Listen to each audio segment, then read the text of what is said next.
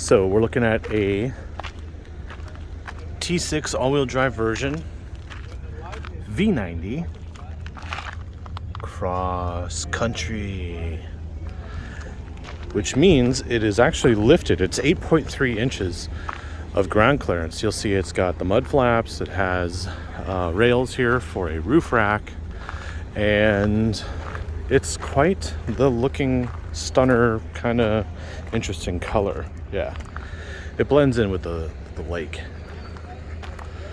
Oh yeah, let me show you the grill real quick. It's kind of like it's mixed between the R design and the inscription grill, although this is not an inscription.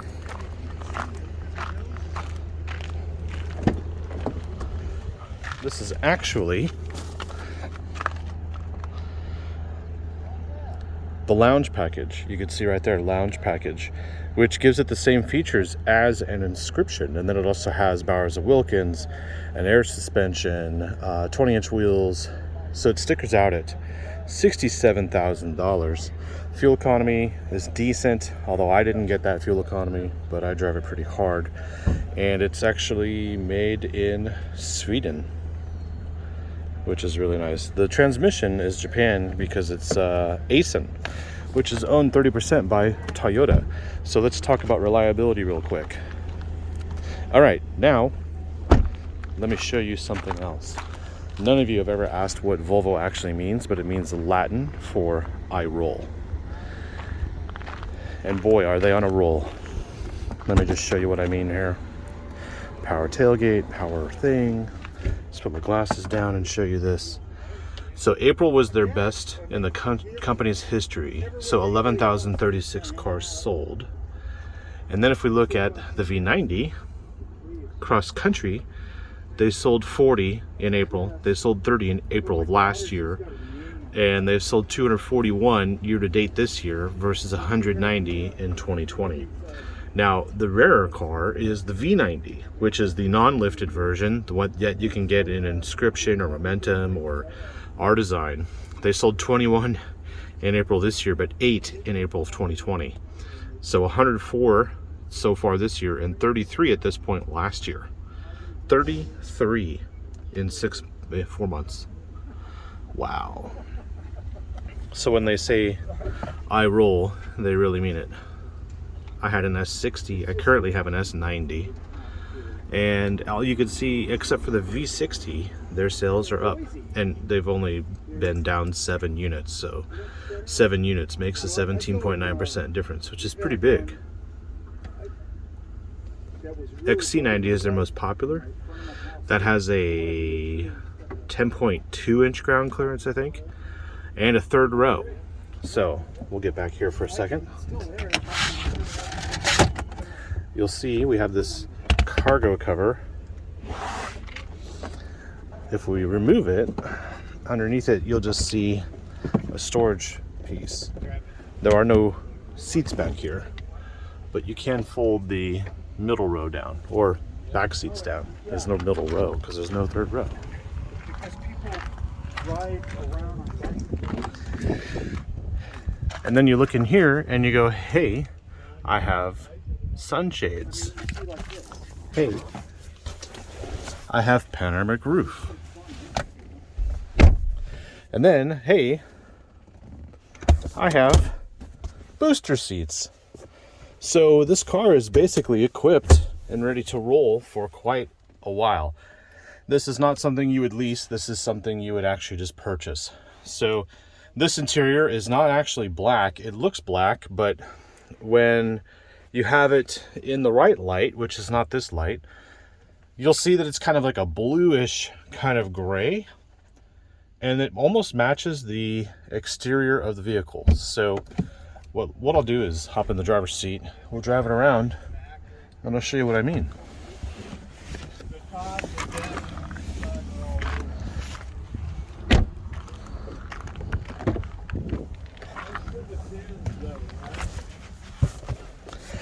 As you know, on New Car Spin, I do not edit my videos.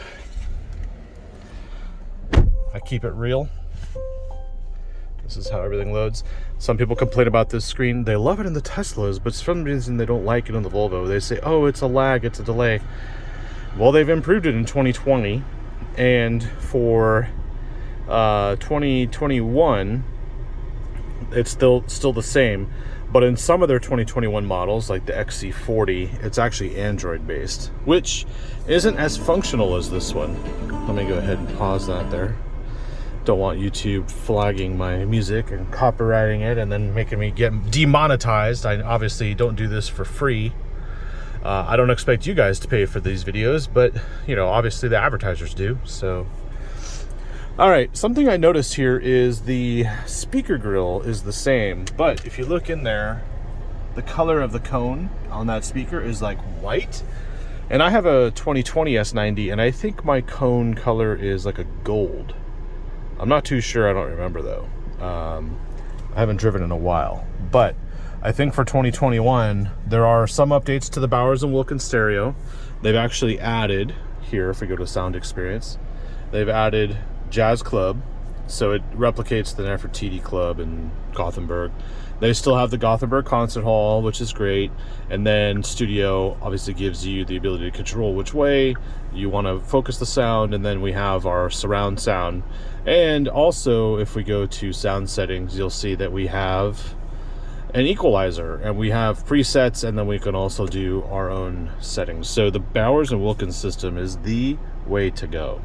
And I've listened to it in my S90, I've listened to it here in the XC90, I've listened to it in the this V90, the XC90, the XC60, and I'd say the XC90 has the cabin that makes it sound the best, but you'd be hard pressed to notice the difference if you're just driving down the road because of the ambient noise of the engine running and the air conditioning and everything else. So, whoops, hold on a second. I'm all confused with my camera work.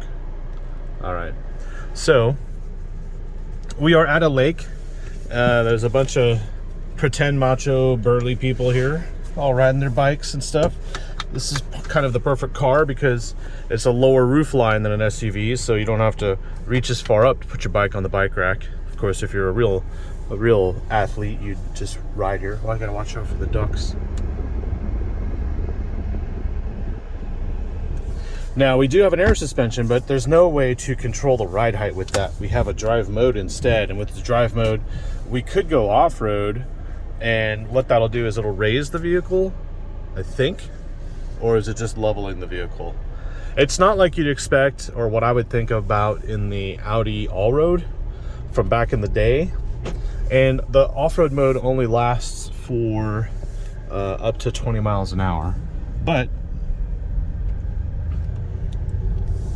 what it does in off-road mode is it slows down the response of the accelerator so that you don't have like sudden acceleration on gravel or on rocks and stuff like that.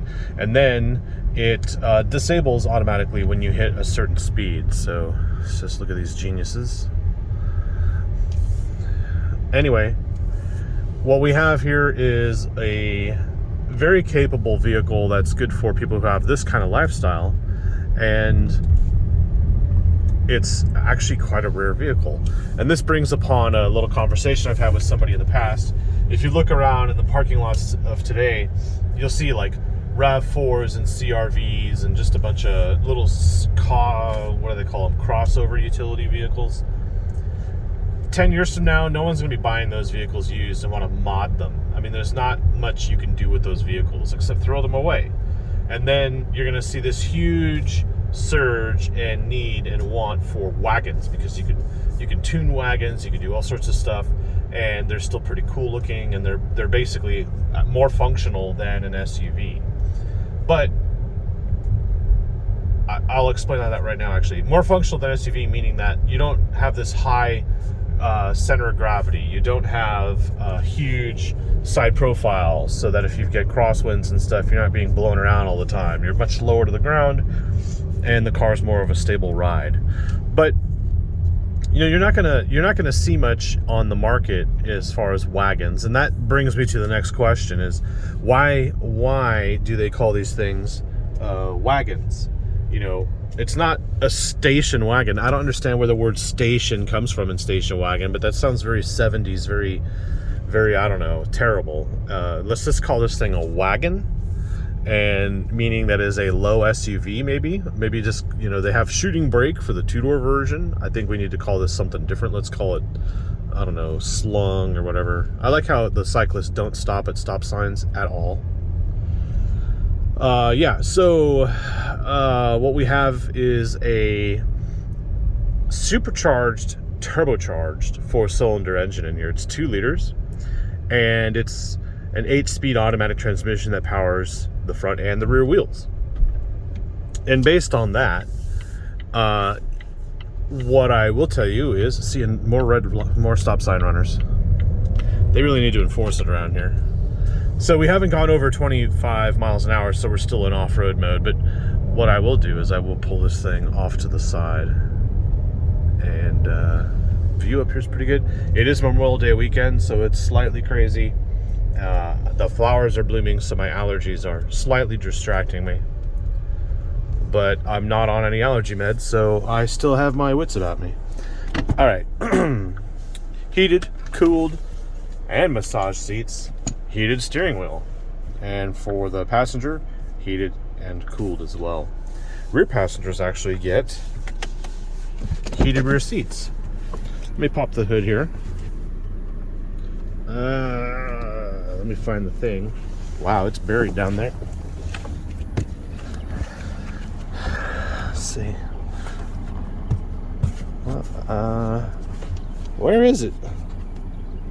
There it is. I thought so.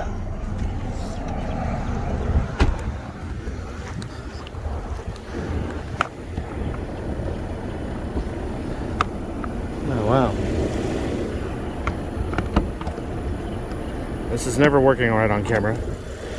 It seems like on the cross country they add a bigger lip here to keep more of the elements out of the engine bay. Supercharged, turbocharged, looks good, nothing to show you, except I do want to tell you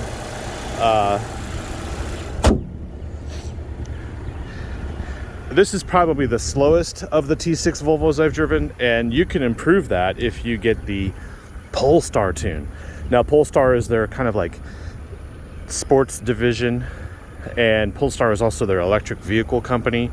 But what you'll do is you'll Polestar tune this, and it not only bumps up the horsepower from 315-ish to about 330, it actually changes the mapping for the transmission. And because this is one of those Haldex all-wheel drive systems that's front-wheel drive and then sends power to the rear, it can actually send more power to the rear when you're in dynamic mode if you've got the Polestar tune. So when we talk about wagons and tuning and stuff in 10 years, and you've owned this thing for a long time, if you've got a Polestar tune on there, then basically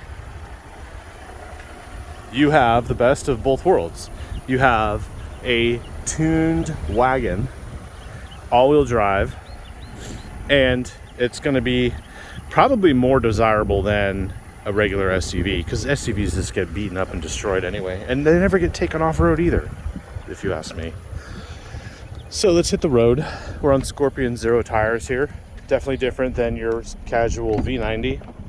Let's see if I can get you the color, actually. Sorry we're so sporadic here, but on New Car Spin, I try to get you all the information as accurately as possible. There we go. Okay, so that's not exactly black interior, and if you look here, you can see the contrast of the colors. So that's what a normal black interior would look like. It would just match this leather, but this leather is grayish bluish, and it kind of matches the color of the car. So kind of cool. And I'm not sure what that color is for the interior, because it only tells me what the exterior color is.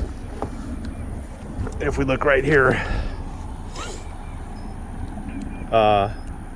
where is that paint color? I saw it here somewhere. Let's see if I can find it again. Gothenburg, Sweden. It just says metallic paint, but on another section of this page, where did it say it? I think it was on this side. Well, I give up. Totally give up. It was a weird color name. Maybe it's on the key. Let's see if I pull the key out here. Nope, it's not on the key. I just have, okay, interesting. I don't even have a key tag on this car. How'd that happen? Let's try this again. Integrated blah blah blah, metallic paint. If I look to the right, there it is. Thunder gray metal. So I don't know if that's a special interior color that comes with it. I don't know what that means, but it's a kind of, it looks baby blue in person in the sun, but when it's cloudy outside, it looks gray. Let's go ahead and take a picture of that for the thumbnail. And for 2021, they also updated the taillights. They're a little bit more LED specifically sharpened. And I think they even have like some kind of animation when you turn the headlights on. But I mean, you're inside the car. That's all that matters. So let's go ahead and get in it. It's kind of messy in here because I've been using this park. So I like the wood inlay as well. Let me just get my seatbelt on. Parking brake, auto brake hold, place and drive. Now we do have a lot of features, a lot of technology. So not only is this like Volvo's like key moment where they're selling their most cars ever, Wards has awarded their safety systems higher than Tesla as far as the way the driving systems work. So let's go ahead. We're still in off-road mode. And then obviously it just goes into regular mode. So now we have more power on tap.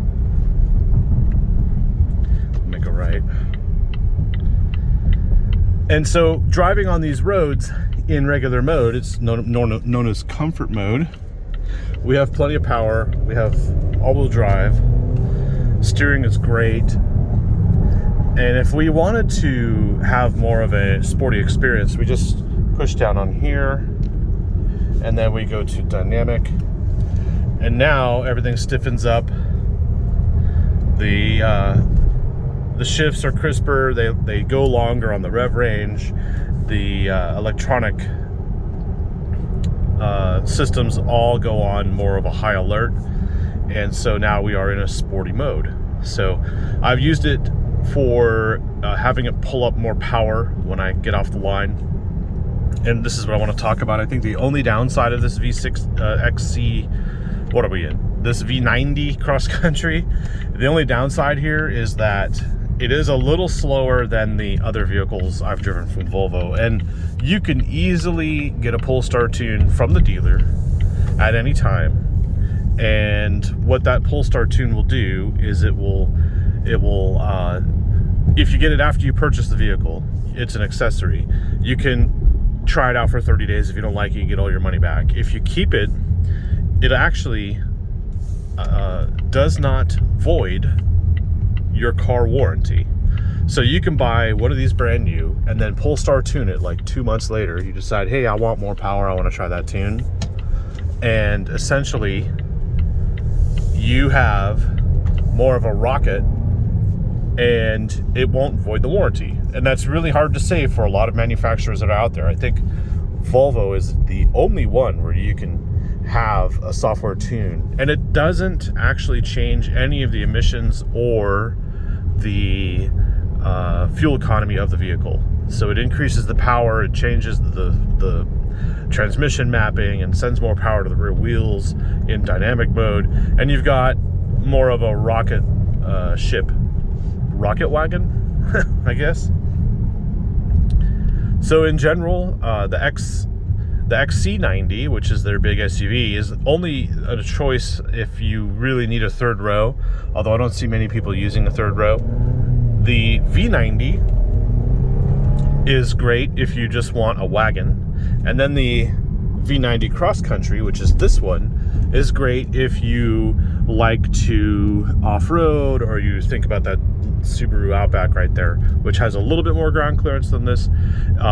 If you lived in a really snowy area, like, I don't know, Dallas during Snowmageddon and they don't plow the roads and you wanted more ground clearance over the snowpack, yes, it makes sense to go for the V90 Cross Country than the regular V90 wagon. However, the Cross Country does outsell the wagon, it looks like 3-to-1.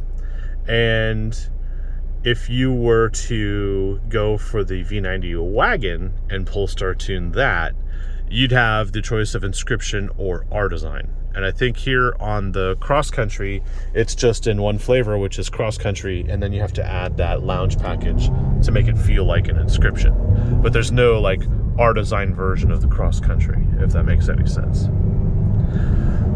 So there we go. I'm not going to talk about fuel economy because I really haven't done much to show you what fuel economy is like. You could probably expect around 24 miles per gallon. Now on the tech side for 2021, they've done like Volvo connected vehicle, and they've done air quality sensor.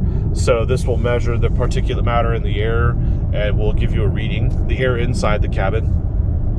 It'll tell you once it boots up here how effective the air inside is. So you can see on the bottom right corner there, we're very low on the scale, and this is the range. So yeah, that's a cool little app to have.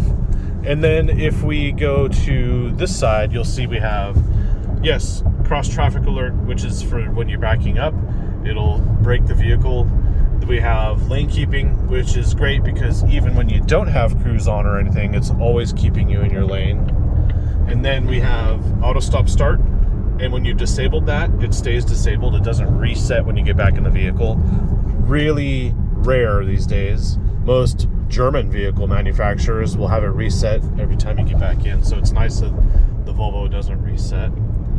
We have surround camera, and we can fold the headrest from here. We have heads-up display.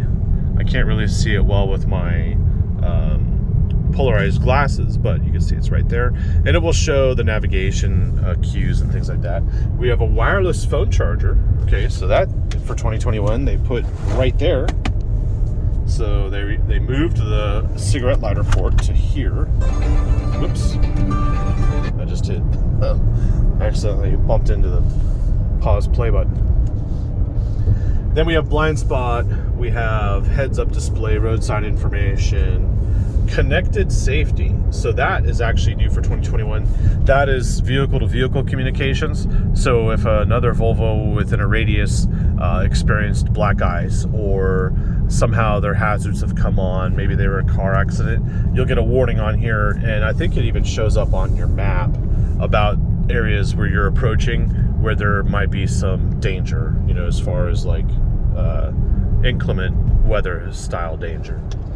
We have active bending lights, so when you turn your wheel left, the lights turn left. We also have collision avoidance, so if we're coming up on a car, if I'm encroaching on that car, my car will brake, or if there's an oncoming car, my car will brake and then violently swerve out of the way. So let's go ahead and move over here.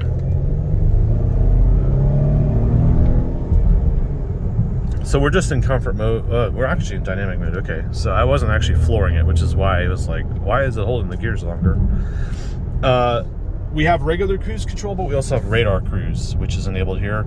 And if I turn it on with this button here, and then I can use the arrows, you'll see I have pilot assist there, and it automatically brakes, and it will keep me steering. So it's actually active now until I hit the brake. When you hit the brake, it disables it. Nice curb chunk there. It's Memorial Day weekend, so it's kind of crazy out. These people drive pretty selfishly right now. So, connected safety, radar cruise, private locking is for keeping your valet from getting into your trunk space and stuff like that. And yeah, that's that side. And then if we go over back here, you'll see we have more apps. Travel Link is a Sirius XM travel thing. Another Subaru is that part of town. Messages, it means you can read your cell phone messages. Sound experience is where we show you the Bowers and Wilkins stuff. And yeah, Spotify, Pandora. And a lot of people say, oh, there's no AM radio. Well, I see right there AM radio if you needed to listen to AM for some reason. And then, of course, if we go here, of course, one more time, we have our telephone we can access just by pressing that. And then we have navigation, which we can access. And then we can go to full screen by pressing that. And then on full screen, we can pan, and then we can zoom out. And it doesn't have any fancy graphics.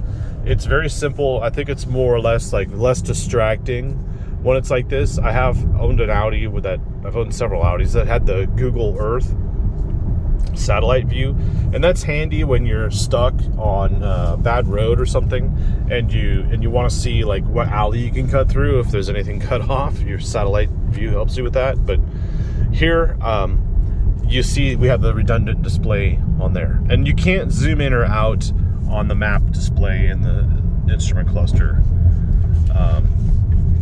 It's very odd the way these two maps function differently. I have no control over that map. I have full control over this map. And then if I wanted to, I can change the rear climate from here. I can control theirs. I can change their temperature from here. And then I have a gigantic panoramic sunroof that opens all the way. And you can set this car to close that shade if it's hot out and you're parked. When you get out and lock the car, that shade will close just to help keep the car cool. Only Jaguar does that. But in the Jag, and the Land Rover, if you get back in the vehicle and it was open before, it'll open back up. It doesn't do that here in the Volvo. It just stays closed. So you have to open it manually again. Sunroof, there's some bird crap on there, but enjoy that. It's a 2-stage. So there you go. That's more of the whole way. And then, of course, it's one touch close. If I touch it again, then the shade closes with it.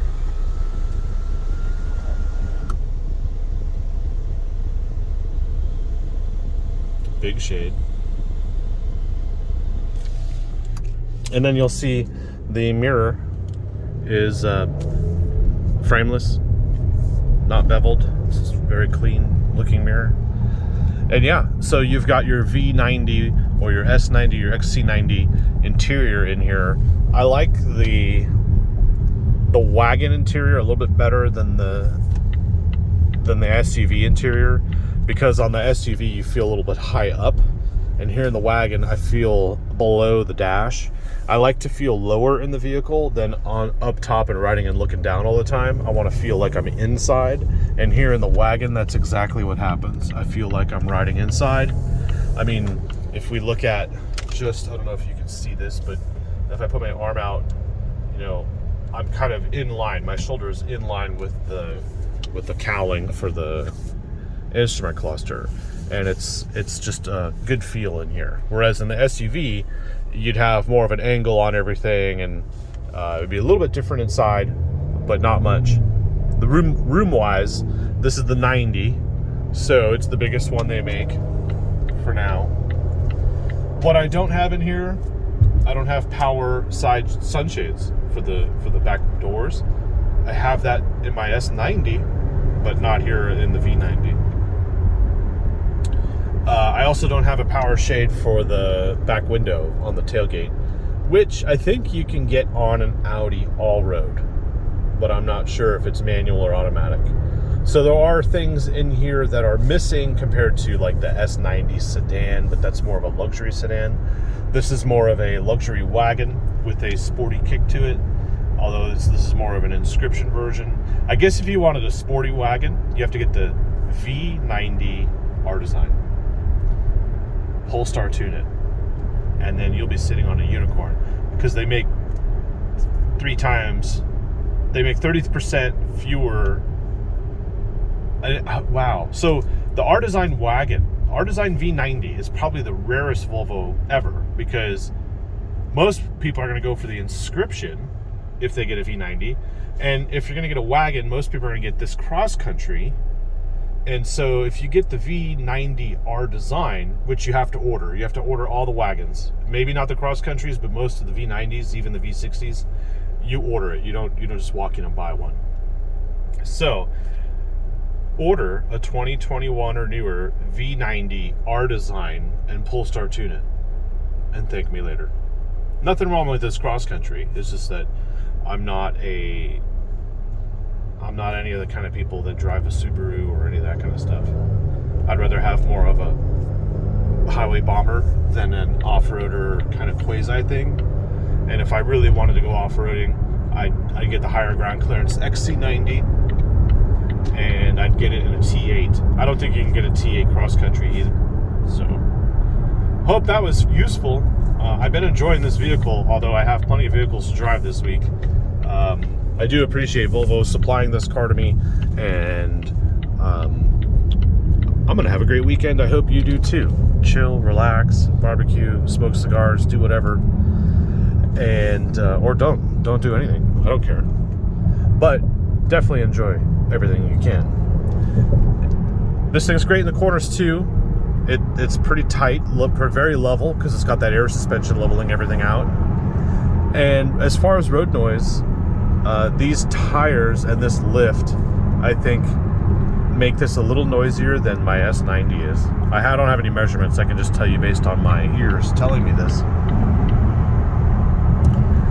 And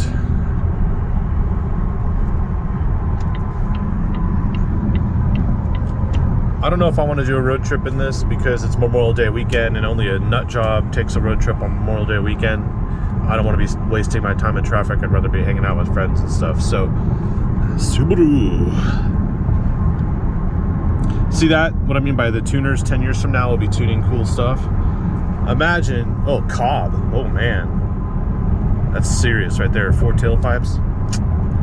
So imagine 10, 20 years from now, all these SUVs, that Hyundai, the CR-V, the Murano, no millennials or even Gen X or Gen Z is going to buy one of those and be like, yeah, look at that Explorer, man. I'm going to turbocharge it and raise it or lower it, or you can't do anything except throw it away. But that Subaru, one of these Volvo wagons, whoo, man, you will be sitting on gold. That's my best advice for you. Oh, Lexus GSF. Wow, that's cool. All right, thanks for watching. Ciao.